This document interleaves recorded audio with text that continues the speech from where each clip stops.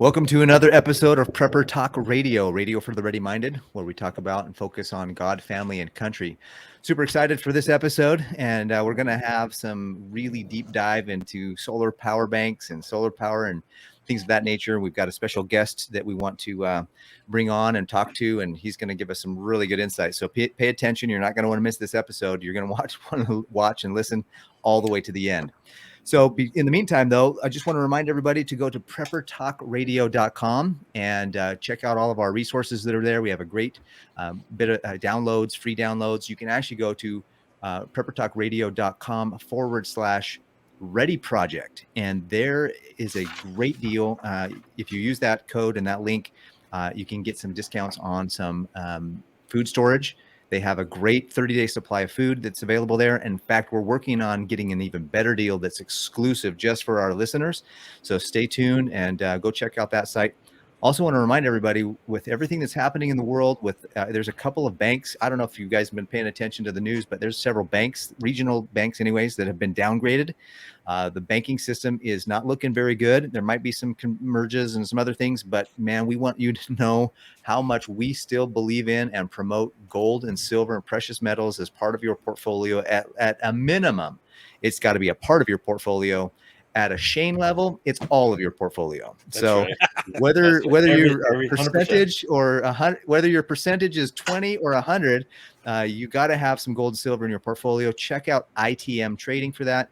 Prepper Talk Radio, of course, is our the code. If you go to learn.itmtrading.com/Prepper Talk, you're going to have the opportunity to a link to a calendar where you can just call. It's a free consultation that talk to you about the importance of gold, how it could be a great part of your portfolio, and they'll give you some really good insights as to why precious metals are a thing and why they ought to be a part of your portfolio. No obligation to buy, just call, set up the appointment, and get it done. Again, learn.itmtrading.com/Prepper Talk. So without further ado, we're ready to actually start this darn show. So thank you, Ben, for your patience. We have Ben Gilmore on the line with us and in the studio, in the virtual studio with us. We're super excited. For those of you on YouTube watching, you'll see that he's got a significant background there. And so you can see all the power banks that he's got behind him. We're going to get into some of the powerful ways and reasons why we ought to have power banks. So, I just bought my first power bank, and it's a Anchor Powerhouse. We have no affiliate link to them. Maybe we will at some point. But anyways, I bought the Anchor Powerhouse, and I got two 100-watt. I think it was two 100-watt panels. Maybe it was two 200-watt. Anyways, I got some panels to feed it, and I actually ended up buying their more portable one with. They have like a smaller one that's a portable. I think it was 1,000 kilowatt hours or something like that. I can't remember the specs. Anyways, I got a smaller, more portable one, and that I can take to shows and other things that we go to. And I got a panel for that. So I'm just starting my journey. So Ben, hit us with, well, first of all, Ben, tell us your story. Tell us a little bit about how you got into prepping and why you're excited about solar, and what are some of the things that you do typically on a day-to-day basis. Because I know you teach, don't you? Teach and help people understand the aspects of solar and why they ought to have solar power. This is your business. This is where you make your money, right? Yeah. So I'm a little entrepreneurial. I have multiple businesses that I run, but the biggest thing that I focus on and enjoy the most is the solar. So my background a bit, I grew up in a preparedness home, always focused on having enough food for long-term issues, as well as having water filtration, shelter, all of those core essentials to prepping. So that would just naturally came to me because that was my background. I'm an Eagle Scout with the Bronze Palm. So scouting program was a huge deal for me growing up. And so being prepared is just kind of ingrained into me. And I started really focusing on preparedness probably about 10 years ago when I first learned about EMPs. Had no idea about what an electromagnetic pulse was. And once I saw how simple it is for it to happen and how catastrophic the result is, I just thought, if I can prepare for an EMP, then I can prepare for anything. And that was kind of my mindset. And so that's kind of what got me into it, and first focused on how to actually protect my equipment from an EMP blast. And I'm not talking about cell phones and laptops, because those we just use with data and internet. But that's always seems to be what people focus on, is the things that we won't have access to.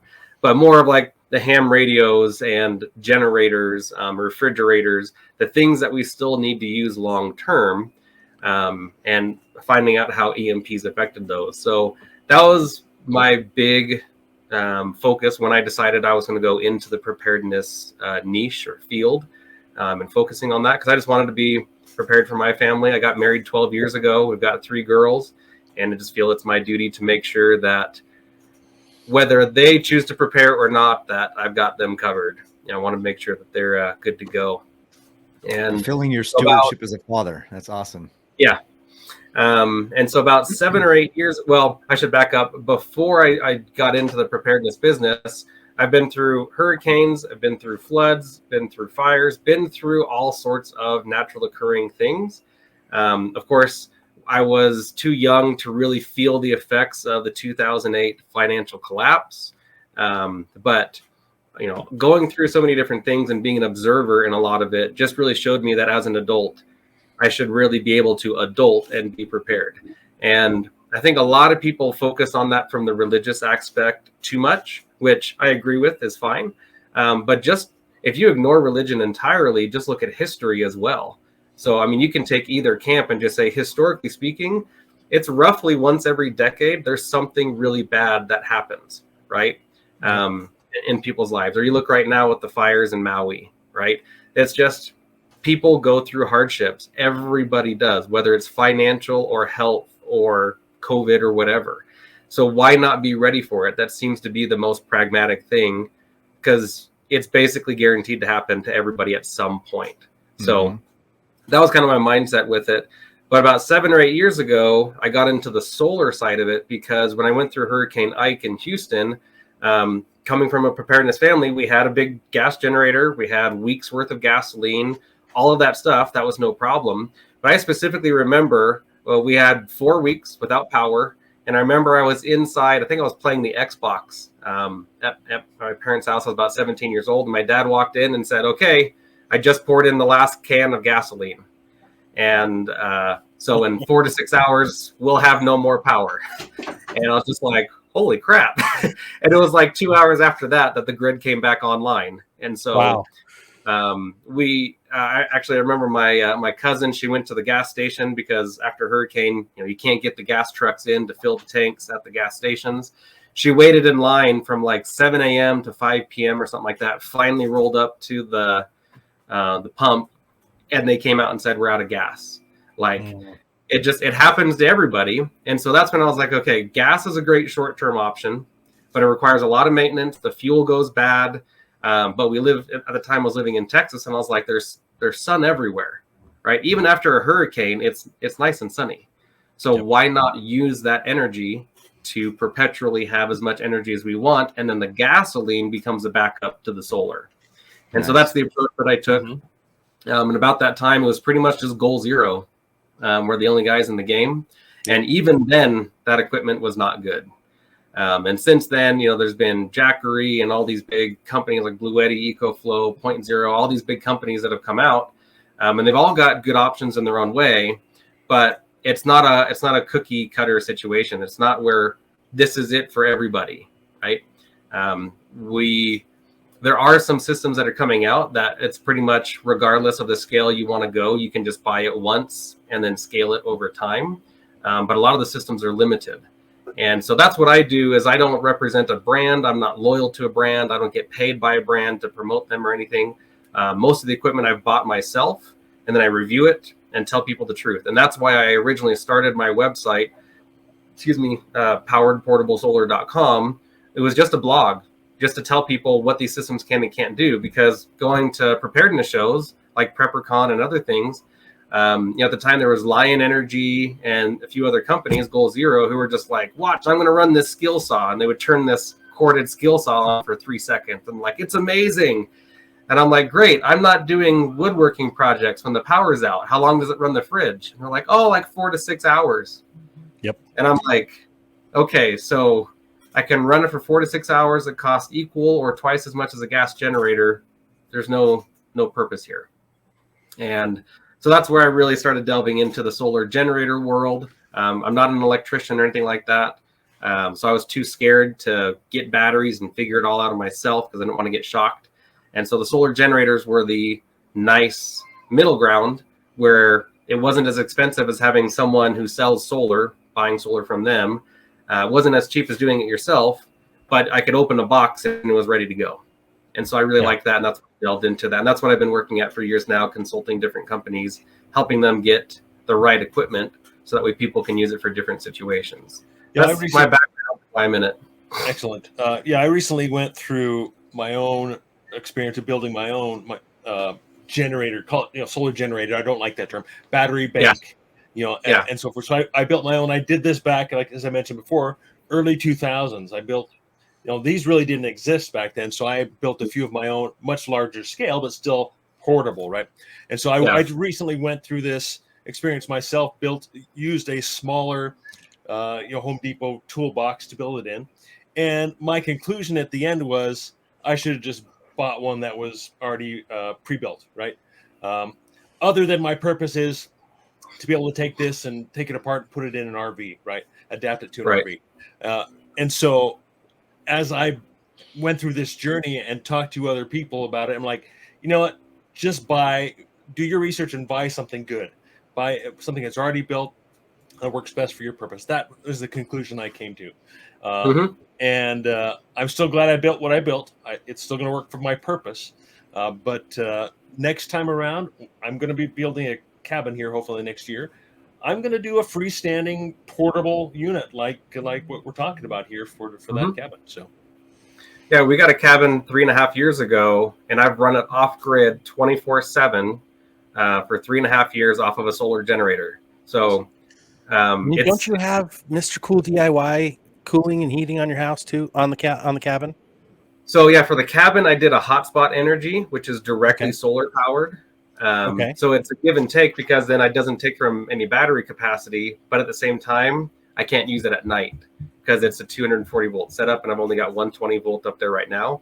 So that's the biggest project I'm working on right now, is doing 240 volt up at the cabin. And so that allows us to run our well pump, because our well pump is also solar powered. So we have all the water and AC we want during the day, but at night those are gone. And so I wish I had just done a Mr. Cool setup, because they are very easy to DIY install. The scariest part is the electrical, which is just adding a breaker and running the wires with a, what do they call it? Like the pull tab disconnect, I forget what it's called, but just an AC disconnect on it. It's really, really simple. So I wish I would have done that, because then I could have run it all night long as well. But with these new upgrades, then I'll be able to run the current one all night long. But I've installed 7 mini splits total. I've done 4 here in my house, 1 at my office space, 1 in my RV, and then 1 at my cabin. I swear by them. They are so energy efficient. They are absolutely the way to go for AC. I talk to people literally every single day who want to run their central air conditioner. It's absolutely possible. You will not like the price tag that goes with it. They just use so much energy. People don't really understand. We made the remark earlier, Paris, about it's 1,000 kilowatt hours or whatever, right? Or so even the simple terminology, it's actually close to about 1,000 watt hours, because a kilowatt is 1,000 watt hours. So you were talking about watt hours. And I should have known better, because I used to work for the gas and electric company back in California when I lived there. So I was, my mouth was moving faster than my brain. It's okay. Which happens often. So forgive me. Yeah, no, you're totally fine. I'm just saying this happens so commonly because we're not taught this stuff in school. And so unless you go figure it out and you build your own system and you make the mistakes or you go through the training, you just don't know it. And so that's one of the hardest parts for people, is figuring out how to size a system. So that's what I do, is I just figure out what energy needs to be used. And it's a simple math equation, and figure out exactly how much battery capacity and how much solar input. And then we will change that based on your geolocation. Because like in the Northeast, you have less sun, but in the Southwest, you have tons of sun. And we get into times of year when you're going to most likely have the power outages. Like, we really break it down to fit customized every single person, because every single person's different. Even from Idaho to Utah, there's a difference. So yeah, Now, I call it, I was going to say, sorry, I call it simply complicated. I mentioned this before. It's simply complicated because once you've done it once, it's like, oh, duh, watt hours versus watts. I know the difference. But if you've never done it before, kilowatt hours and watts, it's all just confusing stuff. And amp hours and volts and 12, 30, 36, 48 volts, 24 volts. Yep. It's, what do you choose, right? Yeah, exactly. I choose 48, but yeah. Mm-hmm. Yeah. That's the funny thing is like everyone's going to have a different opinion on what they need and what they want, right? Exactly. And when you break it all the way down to actual needs, like as preparedness minded people, that's really where we want people to focus. What do you need the power for? Mm-hmm. Do you need the power for a fridge and a freezer? Do you want the power for a fridge and a freezer? Can you store that food another way so that you don't need the power for it? Or do you need the power for medical devices? Right? You need to think about what are my actual needs. Do I need the air conditioning? No, that's a want. Do I need my dryer to run? No, that's a want. Washer? That's a want. Get a bucket and just start scrubbing, guys. Like bar soap, like there's so many. Our ancestors would look at us now and just shake their heads. They wouldn't laugh. They just shake their head. They might cry, shake their heads and cry. Like how easy we have it compared to them, but how simple it is to do all the things they did. Seriously, my dishwasher went out last week, and I've been having to wash dishes by the hand for the last 3 or 4 days. And I'm like, what is this? What is this? What is this crazy thing of washing dishes by hand? You have kids at home. You shouldn't be washing a single dish. Good point. My son actually needs to step up. And anyways, but so yeah, good point. So I have a question for you. Can somebody who, let's say I got the power bank, and it's the Anchor 757. So it's their big one. It's supposed to be able to pump out, I think at 2,500 and peaks at 4,000, something like that. So it's supposed to be able to run fridge, microwave, stuff like that for quite a while.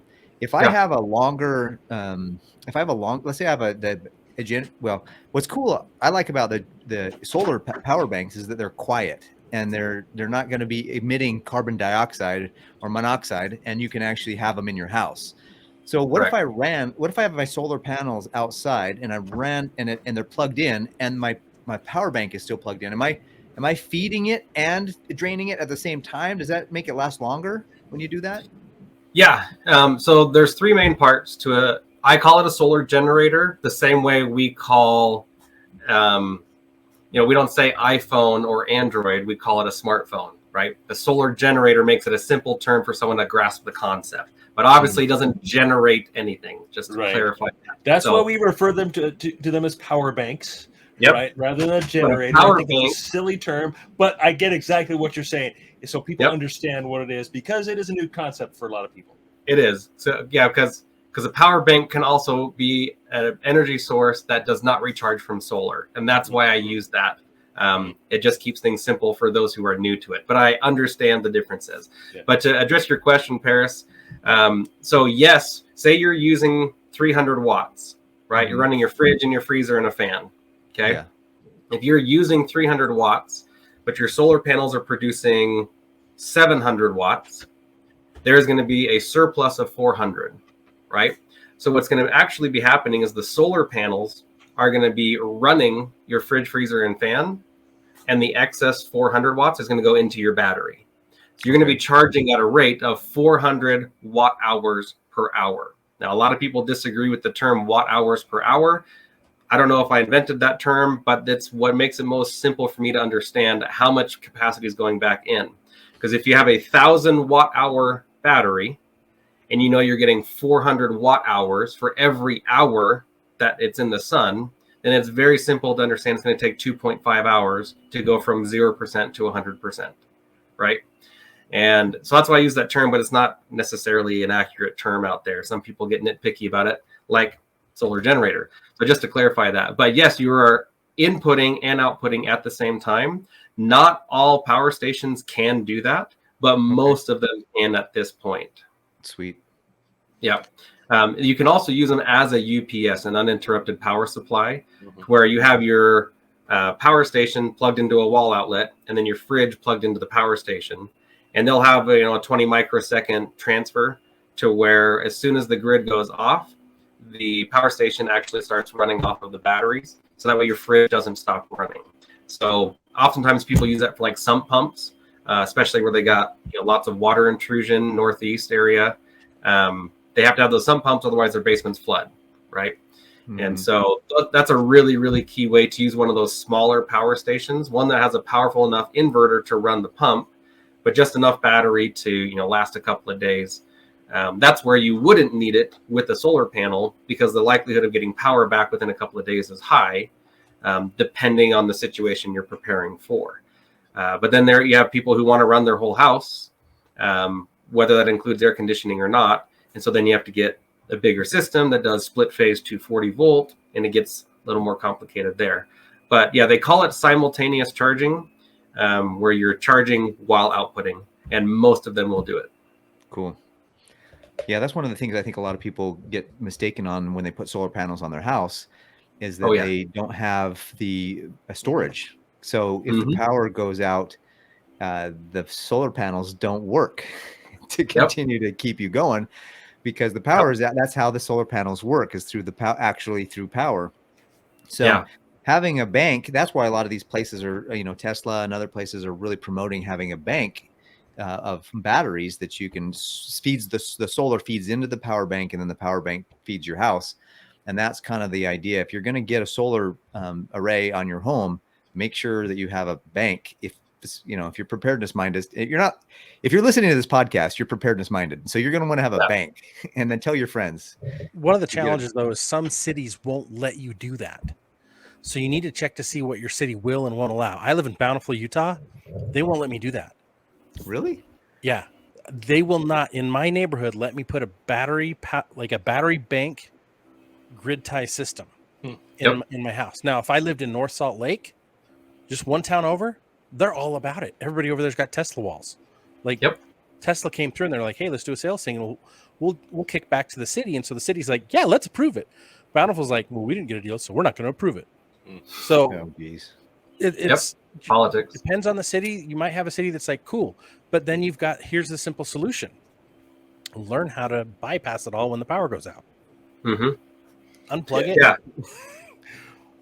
So if you incorporate one of these battery banks or a solar generator, if you already have solar panels, which a lot of people do, right?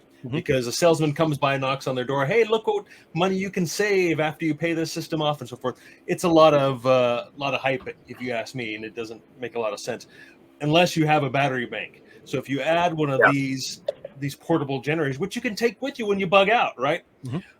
With a little bit of help from an electrician, you can probably figure out how to make those solar panels charge your battery bank when the power goes out. Yeah. So if you have existing panels, and I'm glad you brought this up, because this is one of the most misunderstood things about the solar door knocking industry. And it's on purpose. Door knockers do not like selling batteries. I can't make that more clear. It complicates their sale, and it increases the length of time to close, which means less commissions. It's 100% about the money for them. Your average sale from a door-to-door salesman is going to commission anywhere, like the sales rep's going to get a commission of about $5,000 to $20,000 on a single sale. And if they want that money. If they're going to have a battery get in the way of them making that money, they will not sell you the battery. What they usually pitch, I guess to further clarify, they pitch, okay, this is the cost of your system. This is what you're paying every month. The payment on your loan for your solar power system is going to balance out. So once your solar power system is paid off, then you've got free power. But like you say, you throw batteries into that, it throws everything out of whack, and you'll never pay that system off. Well, it'll take you double the time. Can you add batteries? Can you aftermarket batteries? Like a DIY? That's what I wanted to bring up. So if you have existing solar panels, it's called AC coupling, and you can add batteries. It's the most inefficient way to add batteries. You lose a lot of energy just from transferring from AC to DC to AC to DC to make it work. But if you have an existing solar panel set up that is grid tight, it's the only option you have to get backup power while using your existing system. So AC coupling is a great way to go, and it's also the only way to go unless you get a solar generator. But if you get a solar generator, you can't use your existing panels. You have to get a whole new array. So Dang. it just makes more sense to do an AC coupled system, because you're going to end up saving money, and you still get to sell back to the grid and get a credit. So again, it always goes back to the goals of each person. But like Scott, where you're saying you can't do a permanent fixture, which is where a solar generator is perfect, because you can put up the panels in your backyard on a makeshift stand, or we're actually coming out with a special stand that makes it really easy and fast to set up any panel. You set that outside, you've got 4,000 watts of solar, whatever it is, and you've got a solar generator in the garage. And whether you're connecting it to your main electrical panel through an interlock switch or like a transfer switch, or if you're just running extension cords everywhere, it doesn't matter. You've got silent power, and there's no panels on the roof, and no one can take it away from you because it breaks no rules. It's the same as a gas generator as far as rules go. So that's the bypass, is there's no permitting, there's no nothing, no HOA issues, because you're not doing anything permanent. So in that sense, you would want a solar generator because you can't do an AC coupled or grid tied type system. So yeah, it mixes for everybody, and that's why I like both.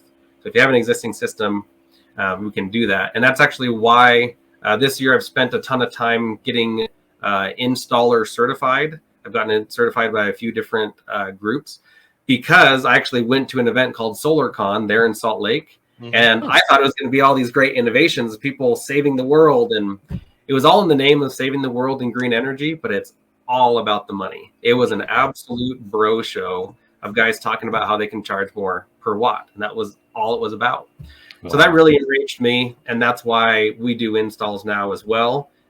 We're generally at least 30 to 40% cheaper than the next door knocking company with adding batteries. And so, awesome. Yeah, I just got a system for my house. We're going to be putting up 40 solar panels, 30 kilowatt hours of battery, and a 12 kilowatt inverter. And I'm going to be doing a grid tie because of my YouTube channel. I want to show people how they can do that. But then I'm also going to show exactly how you do the same thing with solar generators. It's going to be the exact same setup, but grid tie versus non-grid tied, portable versus non-portable. So I like both options. It just depends on your goals and what options you have. So you can go to Minuteman Prep on YouTube to see that, right? That's where you're putting everything, correct? Okay. Yeah, we've just started that series. So it's in the filming process right now. It's going to be a while until it's done, because I'm doing literally beginning to end, like, do I want solar is the beginning, and then the end is like flipping it on and not paying our bill for a month kind of thing. I will be watching. It's awesome. He's also sharing a lot of it on TikTok. That's how actually how we reunited recently. I saw him on TikTok. He had like 180 followers, and I'm like, hey, that's Ben. Follow. Yeah. And I'm like, quickly, I was like, we need to get him on the podcast. I'm like, all these memories are hitting my head, and I'm like, man, good old days, PrepperCon, it was so much fun. And because you were at that time, you were really focusing on the EMP side of things. Yeah. EMP shielding and what one of the videos I wanted to talk real quick. We're almost out of time, but one of the videos you posted, you talked about there was either you had like a blackout, brownout, or some type of localized EMP issue hit. But you had an EMP shield system. What did you have? What happened? Tell us. So that's a really fun one. Yeah, that was a really fun one. That video, the full video is not out yet, but that will be, and I'll explain everything there as well. But so what happened is about 6 a.m, a storm rolled through, and the lightning, we don't know where it hit, but it hit close or on our property. And my wife said she literally heard the sizzle of the bolt. So if you understand EMPs at all, lightning strikes actually give off a small EMP when they strike. And I literally, the storm rolled right over us at 6 a.m. and I was like, I'm not even worried, because if the grid's out, I flip on my solar generators and we're good. Like, we can run weeks with our setup. So I was not concerned. But then we get up, go to the bathroom, take showers, all those things, doing our morning routine, and it's like, there's no water. And so I go to the breaker panel, everything's looking fine, and we just have no water. So because I have backups for my backups, I started using the hand pump and started pumping out 5-gallon buckets of water, and that was really fun. Don't ever want to do that again. But I was confused because I have an EMP shield on my house, but my well got taken out, and I just could not figure it out. So we eventually had a well company come out. They had to replace the controller box that controls the well turning on and everything like that. And so what had happened is, so I've got my main electrical panel, and I have a sub panel, and my well is on my sub panel. And the well has a direct line to the sub panel as the wires come in. the main wires from the well don't go into the main electrical panel and then to the sub. It just goes straight to the sub. And I don't have an EMP shield on that because I thought it was protected by the main panel. But I never factored those literal wires in the ground going to the sub. So regardless of where the lightning strike hit, it hit, and that EMP or that energy got into those wires and took out just the well pump. And it actually popped some breakers on the sub panel as well, but luckily those didn't go out. All of that energy got dumped into the control panel. And when I asked the well guy about it, he said that's how they work, is they're designed to die. They're a sacrificial part, so that way nothing else gets affected. And actually, he said in our sub panel, that's one of the reasons why they put it as the first set of breakers in the panel as it's coming in, because it'll die there before it hits the bus bars. So very interesting stuff. But bottom line is I did not know that those wires were basically subverting the main electrical panel, and that's why it got taken out. So we had to replace the controller. Luckily, it wasn't the pump itself. It actually ended up taking out some other solar equipment that was unprotected, which is why we're working on EMP shields for solar generators. Working with a company on that for a little while. So hopefully by the end of the year, we have that out. But bottom line is I was not ready. And I'm glad that this chink in my armor got figured out now versus in a real EMP, because we would have been without water permanently. So I'll get an Maybe EMP. we can have you back on again to tell us about how to EMP shield our stuff. Yeah. I have a quick question. If I was to, let's say I'm listening to the show and I want to get a solar generator, and I want to get a generator that's going to power, take care of my fridge, or maybe just, for sure keep the lights on and, give me some power. What size of power bank, what size of, panels would you recommend somebody who hey, I want to get sufficient for my home. I don't want to go too big. I just want to be able to survive through an emergency. What kind of size would you say would be good for that for somebody? So I call that a middle cap, as in a middle capacity. I actually have a solar generator comparison chart where I compare all the units to each other directly, so you can just see on one spot. It's free, but I would go with something about a 2,000 watt inverter and about 4,000 to 6,000 watt hours of battery capacity, and at least 800, ideally 1,000 watts or more in solar panels. That is going to do a fridge, freezer, lights, 1 or 2 fans, Wi-Fi, phone charging, radio charging, basics like that. Keeping in mind that rating is based on a single night. So what we do is we calculate for a single night how much panels you need to recharge that and run the equipment during the day and repeat. So if you get 1 day of clouds, you're screwed, right? Okay. That's where you need more batteries and more panels. So based on a single night and then good weather the next day, 2,000 watt inverter, 4,000 to 6,000 watt hours battery capacity, and at least 1,000 watts of solar is going to be that sweet spot. You're going to be looking anywhere from like $5,000 to $6,000 for a setup like that. You can build a system much cheaper. The solar panels are the most affordable part, so don't maximize your solar panels. That's your refueling source. But just make sure you have enough battery for a single night. And that's what I would go with. Awesome. And if people want to get a hold of you or follow you or anything related, share with us your socials, share with us your YouTube channel, your website again, so that people can have. So my solar website is poweredportablesolar.com. So it's all about portable solar. My YouTube channel is Minuteman Prep, as well as my TikTok channel. And you can just shoot me an email directly to info@poweredportablesolar.com. We usually respond in less than 24 hours, if not less than 12 hours. We really try to be fast for people. Yep, this is the site here.